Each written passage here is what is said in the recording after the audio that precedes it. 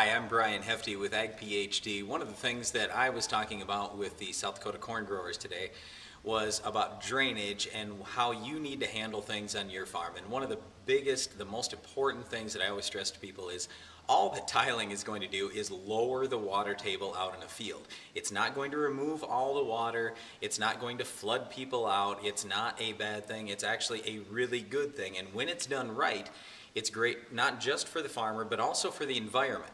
And the reason why it's so good for the environment is if you look at university studies, what they have found is a dramatic erosion reduction when tiling is done in a field. So in other words, the reason why this happens is if you think about ground that is 100% saturated, the issue becomes if you get more rain, where does that rain have to go? It has to run off the field.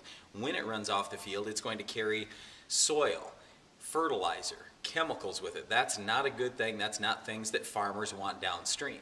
When you add tile to the field, you lower the water table, and what that in effect does is it now creates a great big reservoir out in the field. So now when you get a rain, that 1-2 inches of rain, that can get soaked into the ground, and as that soaks into the ground, if the water table gets higher than the level of the tile line, the tile will run again, but keep in mind that now your soil filtered out the water. And this is another very important thing that I talk to farmers about, not to put inlets in fields. And the reason why is, and first of all, what an inlet is, it basically, you've got your below ground tile, it's a pipe that runs right to the soil surface. The problem with that is it allows water to get right into the tile line and get right downstream. We don't want that as farmers. What we want to do is, rather than putting inlets in, is put a bunch of tile lines relatively shallow out in the field in that, that little dip that you've got in the field.